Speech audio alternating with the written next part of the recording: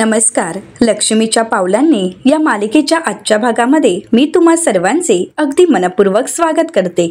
आजच्या भागामध्ये आपल्याला पाहायला मिळतं सर्वजण कलाला पाहण्यासाठी आतमध्ये आलेले असतात.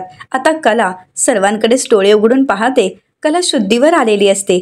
आता कला हाताने इशारा करणार आणि त्याचवेळी संगीताताई आणि अद्वैत पुढे जात असतात.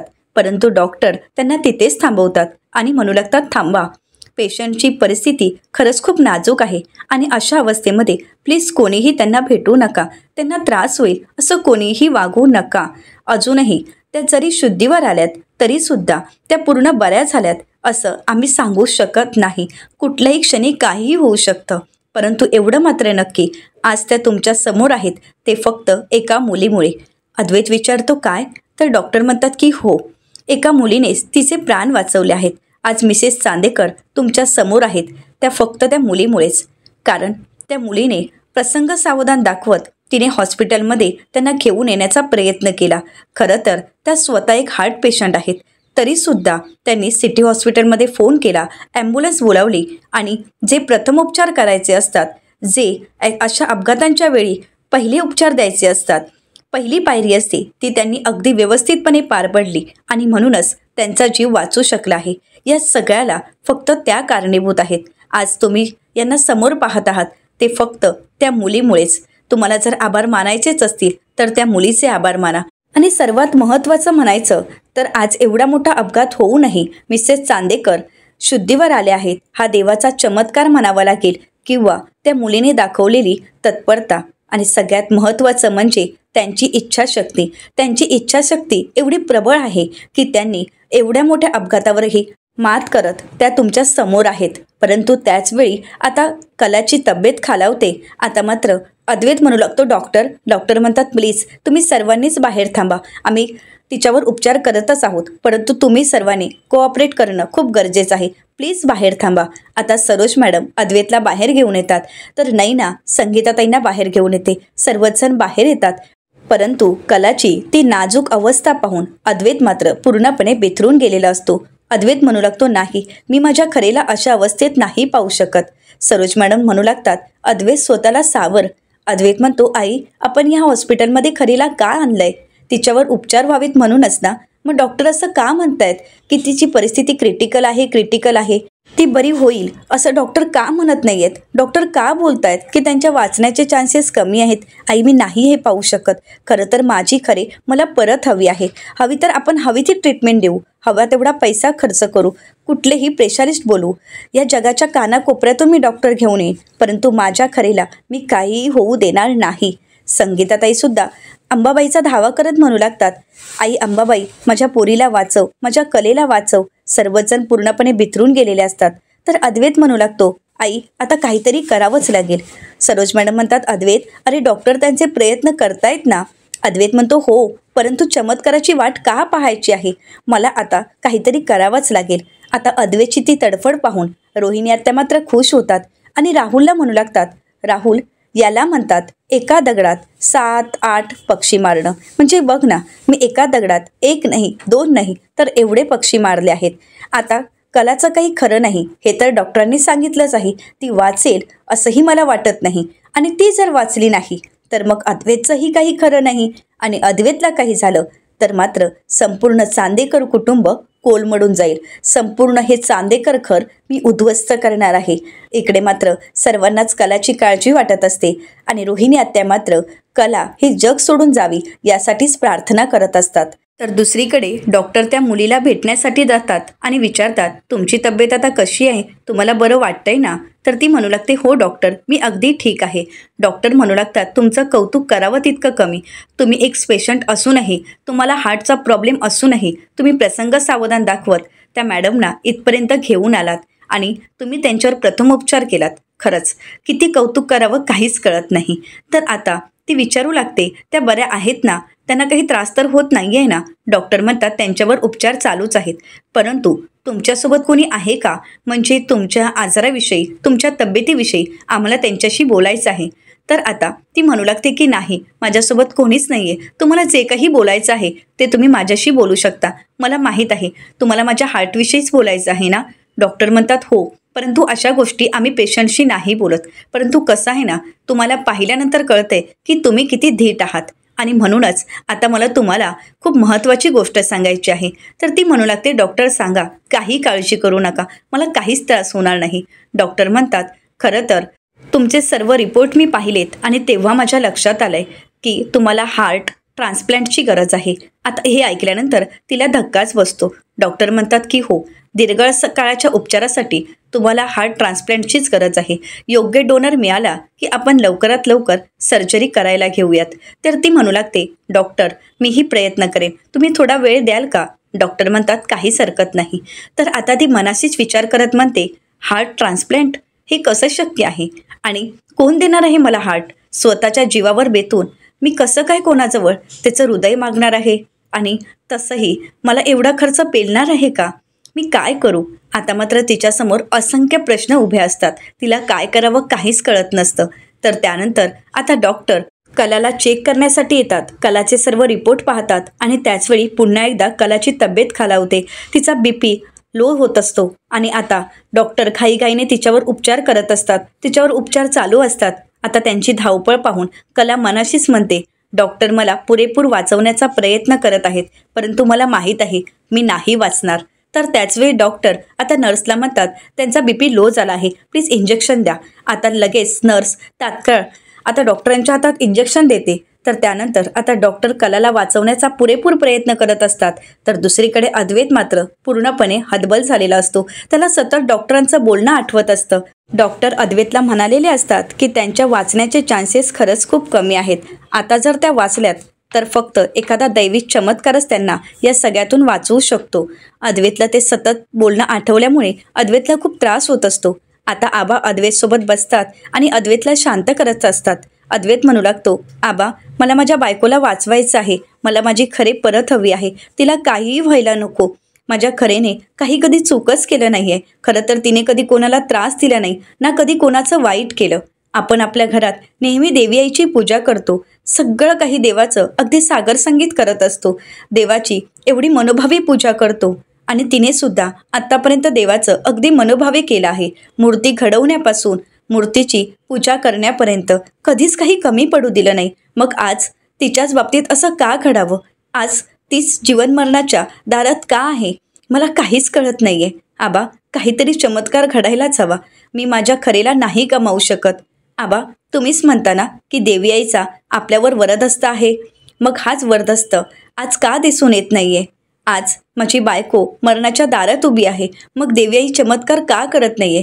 आबा तुमचा देवी आईवर पूर्ण विश्वास आहे ना? मग तुम्ही तुमची सगळी श्रद्धा पणाला लावा, पण काही करून माझ्या बायकोला वाचवा. नेहमी असंच तिच्या बाबतीत घडत असतं. आपण कधीही आपल्या घरात शुभ काही करायचं ठरवलं की दुःख मात्र आपल्या दारातच उभं असतं. का असं का होतंय आबा? आपण कुठे कमी पडतोय? काही झालं तरी मला माझ्या बायकोला वाचवायचं आहे. आबा तुम्ही तुमच्या देवी आईला आवाज द्या, तिला हाक मारा. तुम्हीच म्हणता ना, ज्यावेळी सगळं काही संपतं तिथे देवाची लीला सुरू होते. मग आज तिच्या लीला का थांबल्या आहेत? का नाही ती माझ्या बायकोच्या बाबतीत चमत्कार घडवत आहे? आवा तुम्हीच काहीतरी करा. तुम्ही देवी आईला साकडं घाला. तुमचं देवी आई ऐकते ना नेहमी, मग आतासुद्धा तिला ऐकावंच लागेल. आणि हो आबा, आज जर माझ्या खरेला काही झालं तर मात्र माझा देवी आईवरचा विश्वास उडून जाईल. खरं तर माझा देवावर असणारा विश्वासच उडून जाईल. आत्तापर्यंत मी देवाची मनोभावे भक्ती केली, परंतु यानंतर जर खरेला काही झालं तर मात्र मी देवाला कधीही माफ करणार नाही, ना देवावर कधी विश्वास ठेवणार. आता अद्वैतचे हे कठोर शब्द ऐकल्यानंतर आबांना त्रास होऊ लागतो. त्यांना धाप लागू लागते आणि त्यांना श्वास घेणंही कठीण झालेलं असतं. तर आता सोहम डॉक्टरांना बोलावून घेऊन येतो. डॉक्टर येता क्षणी आबांच्या डोळ्यांवर पाणी मारतात आणि त्यांना शांत करत म्हणतात, आबासाहेब शांत व्हा. तुम्ही स्वतःला एवढा त्रास करून नका घेऊ, एवढा विचार नका करू. तर आता सरोज मॅडम म्हणू लागतात, काय होतंय त्यांना? तर आता डॉक्टर म्हणू लागतात, काही नाही, तुम्ही काळजी करू नका. वयोमानानुसार असं होतंच. श्वास घ्यायला त्रास होणं आणि चक्कर येणं या गोष्टी घडत असतात. गोळी घेतल्यानंतर त्यांना बरं वाटेल. तर आता आबा म्हणू लागतात, नाही डॉक्टर, मला गोळी नको आहे किंवा मला कुठलीही ट्रीटमेंट नको आहे. फक्त माझी एकच विनंती आहे, आमच्या सुनबाईंना लवकरात लवकर बरं करा. त्यांना लवकरात लवकर शुद्धीवर आणा आणि त्या आम्हाला परत हव्या आहेत. आता आबाही डॉक्टरांसमोर विनंती करत असतात. डॉक्टर म्हणू लागतात काळजी करू नका, आमचे प्रयत्न चालू आहेत. असं म्हणत आता कलाची तब्येत पाहण्यासाठी डॉक्टर तिथून निघून जातात. सर्वजण आबांची काळजी घेत असतात, परंतु आबा मात्र खूप अस्वस्थ झालेले असतात. त्या क्षणी आबांना त्यांचा भूतकाळ आठवतो. भूतकाळामध्ये गुरुजींचं बोलणं त्यांना आठवतं. गुरुजी आबांना म्हणालेले असतात, भालचंद्रा, तुझ्या बाबतीत, तुझ्या घराच्या बाबतीत काहीतरी अघटित नक्कीच घडणार. भविष्यात तुझ्या घरातील कोणाच्याही संसारामध्ये सुख शांती लाभणार नाही. सर्वांचे संसार उद्ध्वस्त होतील. हे सर्व आबांना आठवताच आबा म्हणू लागतात, हे सगळं काही माझ्यामुळे घडत आहे. माझ्या चुकीची शिक्षा आज तुम्हा सगळ्यांना भोगावी लागत आहे. भूतकाळात माझ्या हातून घडलेल्या चुकांचं प्रायश्चित्त आज तुम्हाला भोगावं लागत आहे. हे सगळं काही फक्त माझ्यामुळे घडत आहे. माझ्या हातून भूतकाळात चूक घडली, परंतु आज तुम्ही सर्वजण हे भोगत आहात. तर आता अद्वैत म्हणू लागतो, नाही आबा, असं काही नाहीये. तुम्ही काहीच चुकीचं केलेलं नाहीये किंवा तुमच्या हातून काही चूक घडलेलीच नाहीये. परंतु देवी आई नेहमीच चांगल्या माणसांचीच का परीक्षा घेत असते, याचा जाब आता मलाच जाऊन तिला विचारावा लागेल. असं म्हणत आता अद्वैत देवी आईच्या मंदिराच्या दिशेने निघालेला असतो. सर्वजण अद्वैतला थांबवण्याचा प्रयत्न करत असतात, परंतु अद्वैत कोणाचं काही ऐकून न घेता देवी आईच्या मंदिरात देवी आईला जाब विचारण्यासाठी निघून गेलेला असतो. तर इकडे संगीताताई मात्र कलाची ती अवस्था पाहून बिथरून गेलेले असतात. सतत कला कला असंच बोलत असतात. तर आबा मात्र देवी आईचा धावा करण्यासाठी पुन्हा एकदा जपमाळ घेतात आणि जप करायला सुरुवात करतात. सर्वजण बिथरलेले असतात. कोणाला काय करावं काहीच कळत नसतं. सर्वजण फक्त कलाचा जीव वाचावा यासाठी देवी आईकडे प्रार्थना करत असतात. आणि ही सगळी मज्जा रोहिणी आत्या आणि राहुल दुरूनच पाहत असतात. तर दुसरीकडे पाहायला मिळतं, पुन्हा एकदा कलाची तब्येत बिघडलेली असते. आता मात्र नर्स डॉक्टरांना आवाज देऊ लागते. डॉक्टर धावत पळत येतात आणि कलाला चेक करतात. त्यावेळी त्यांच्या लक्षात येतं की आता कलाची अवस्था खूप बिघडत चालली आहे. परिस्थिती हाताबाहेर जात आहे. हे डॉक्टरांच्या लक्षात येताच डॉक्टर नर्सला म्हणतात की इंजेक्शन रेडी करा, कारण आता पेशंटची परिस्थिती खूप नाजूक आहे. नर्स घाईघाईने इंजेक्शन रेडी करायला घेतात. तर दुसरीकडे देवी आईला जाब विचारण्यासाठी अद्वैत देवी आईच्या मंदिरापर्यंत पोहोचलेला असतो. आता अद्वैत गाडीतून उतरताच त्याला कलाचे हावभाव आठवतात. ज्यावेळी कला शुद्धीवर आलेली असते त्यावेळी त्याने इशारा करून कलाने काहीतरी सांगण्याचा प्रयत्न केलेला असतो. आता अद्वैत धावत पळत देवी आईच्या मंदिरात जातो. हे दृश्य तेथील गुरुजींनी पाहिलेलं असतं. आता अद्वैत क्षणाचाही विलंब न करता देवी आईसमोर उभा असतो. त्यावेळी अद्वैतला सर्व क्षण आठवतात.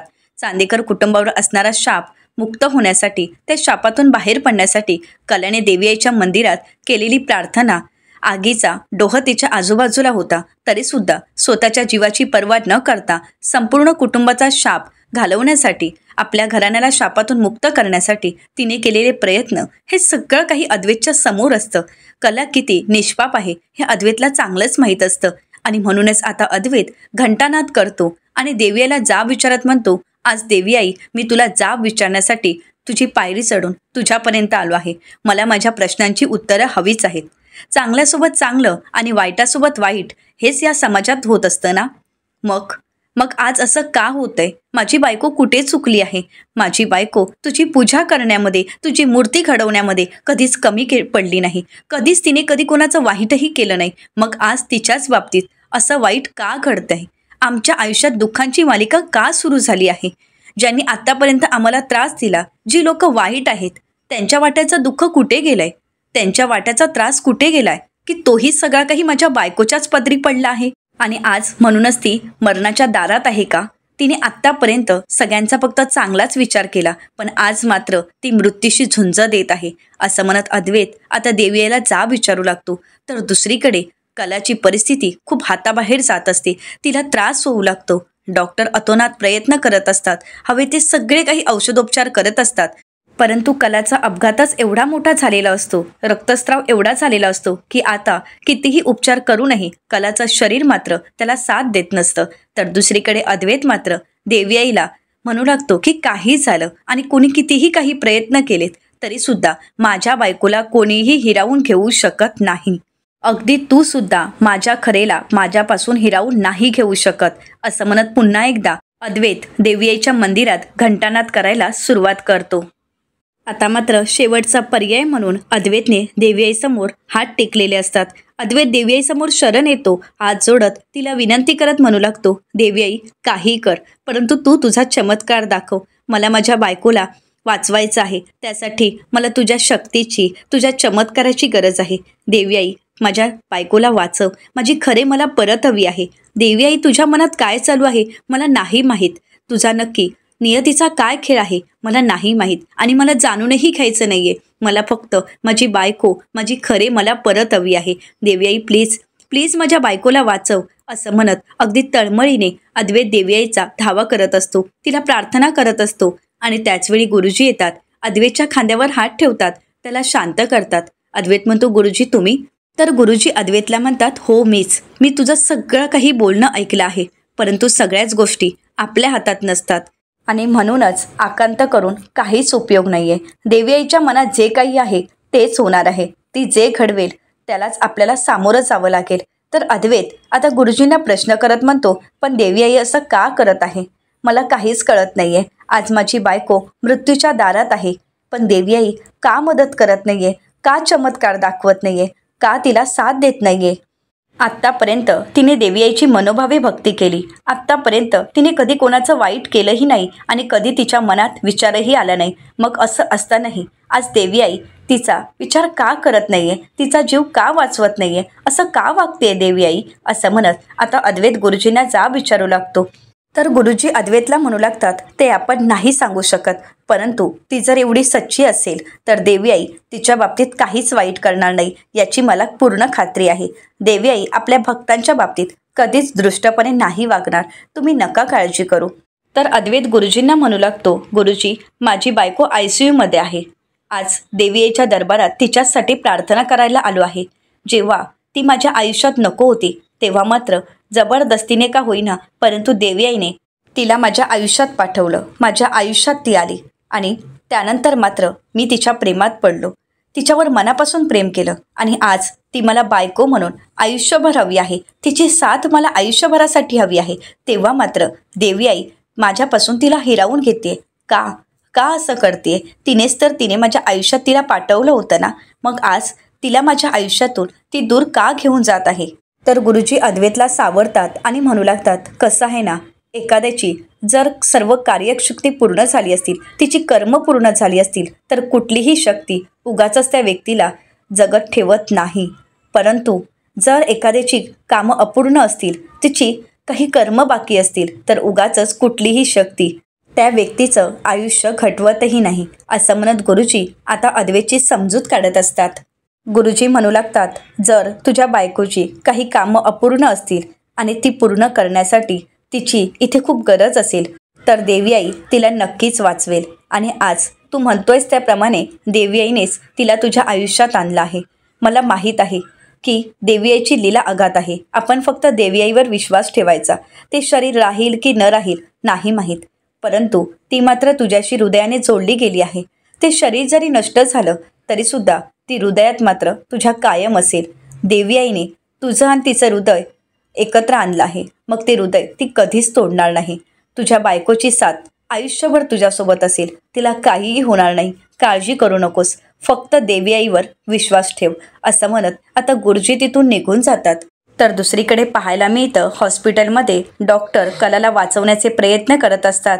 तर त्याचवेळी कला आता नॉर्मल होते. ती शुद्धीवर आलेली असते. तर डॉक्टर कलाला पाहतात आणि म्हणू लागतात, तुम्हाला आता बरं वाटतंय ना? कला इशाऱ्यानेच म्हणते की हो, परंतु आता कलाला काहीतरी बोलायचं असतं. तर त्याचवेळी नर्स डॉक्टरना म्हणू लागतात, मिसेस खरे यांना काहीतरी बोलायचं आहे, त्यांना काहीतरी सांगायचं आहे. डॉक्टर म्हणतात, मिसेस चांदेकर तुम्ही शांत व्हा. तुम्ही काहीही बोलू नका. तुम्ही शुद्धीत आलात तरीसुद्धा अजूनही तुमची परिस्थिती खरंच खूप नाजूक आहे आणि शुद्धीत आल्यानंतर थोडा वेळ विश्रांती घ्यायची गरज आहे. प्लीज तुम्ही विश्रांती घ्या. तर त्यानंतर डॉक्टर नर्सला म्हणतात, तुम्ही इथे या. असं म्हणत आता डॉक्टर नर्सला म्हणतात की नर्स, जरी पेशंट शुद्धीवर आला तरीसुद्धा त्यांची परिस्थिती एवढी नाजूक आहे की तुम्ही पुढची तयारी करून ठेवा. कुठल्याही क्षणी कोणतीही सिच्युएशन येऊ शकते. आपली तयारी पूर्ण असणं खूप गरजेचं आहे. तर इकडे कला मनाशीच विचार करते आणि म्हणू लागते, कुठल्याही क्षणी मला काहीही होऊ शकतं, परंतु चांदेकरला मला सत्य सांगावंच लागेल. आणि म्हणूनच कला पाहते तर तिथे तिला एक नोटबुक आणि पेन दिसतं. आता ते पेन आणि नोटबुक कसं बसं ती घेते आणि त्यावर अद्वैतला जे काही सांगायचं आहे ते लिहू लागते. त्यावर ती लिहिते, प्रिय चांदेकर, रोहिणी मॅडम असं पुढे तिने सगळं काही लिहिलेलं असतं. तर दुसरीकडे संगीताताई मात्र सतत आई अंबाबाई माझ्या कलेला वाचव, माझ्या कलेला वाचव असंच बोलत असतात. त्या पूर्णपणे बिथरून गेलेल्या असतात. सरोज मॅडम आबांना सावरत असतात. तर त्याचवेळी अद्वैत त्या ठिकाणी आलेला असतो. अद्वैतला ती परिस्थिती पाहून काय करावं काहीच कळत नसतं. तर इकडे आता कला सर्व चिठ्ठ्या नर्सच्या हातात देते आणि म्हणू लागते, ह्या चिठ्ठ्या चांदेकर यांच्याकडे द्या. असं म्हणताच आता नर्स डॉक्टरांना म्हणते की मिसेस चांदेकर यांनी या चिठ्ठ्या चांदेकर यांना द्यायला सांगितलेल्या आहेत. डॉक्टर म्हणतात काहीच हरकत नाही, परंतु मिसेस चांदेकर तुम्ही आराम करा. तर कला त्यांना म्हणू लागते, ही जी एक चिठ्ठी आहे ती त्यांना आता वाचायला सांगा, बाकीच्या नंतर वाचल्या तरी काहीच हरकत नाही. नर्स म्हणतात हो आम्ही सांगणार त्यांना, पण तुम्ही आराम करा. तर येणाऱ्या पुढील भागामध्ये आता नर्सने त्या सर्व चिठ्ठ्या अद्वैतच्या हाती दिलेल्या असतात आणि म्हणालेले असतात की मिसेस चांदेकर यांनी तुम्हाला या चिठ्ठ्या वाचायला सांगितलेल्या असतात. आता अद्वैत कलाच्या रूममध्येच त्या चिठ्ठ्या वाचत असतो. तर कला मनाचीच म्हणते की चांदेकर तुला सर्व सत्य कळायलाच हवं. आता अद्वैत त्या चिठ्ठ्या वाचत असतो. तर त्यानंतर अद्वैत आता कलाकडे पाहतो. आता अद्वैतने कलाने लिहिलेली महत्त्वाची चिठ्ठी वाचली असेल का? तर त्यानंतर आता अद्वैतच्या वेळी कलाच्या बाजूला बसतो. त्यावेळी कला अद्वैतला म्हणू लागते, प्लीज माझ्यासाठी गाणं म्हणशील का? आता अद्वैत कलासाठी अंगाई गात असतो. आता कला बरी होईल का? देवी आईच्या चमत्काराने कलाला पुन्हा एकदा तिचं आयुष्य मिळेल का? आणि रोहिणी आत्यांचं सत्य कला सर्वांसमोर आणण्यामध्ये यशस्वी ठरेल का? अशा असंख्य प्रश्नांची उत्तरे आपल्याला पुढे पाहायलाच मिळणार आहेत. मित्रांनो, अशाच मालिकांचे नवनवीन अपडेट पाहण्यासाठी चॅनलला नक्कीच सबस्क्राईब करा. आणि हो, आजचा हा व्हिडिओ जर आवडला असेल तर व्हिडिओला लाईक करायलाही विसरू नका. व्हिडिओ पाहिल्याबद्दल तुम्हा सर्वांचे अगदी मनपूर्वक धन्यवाद.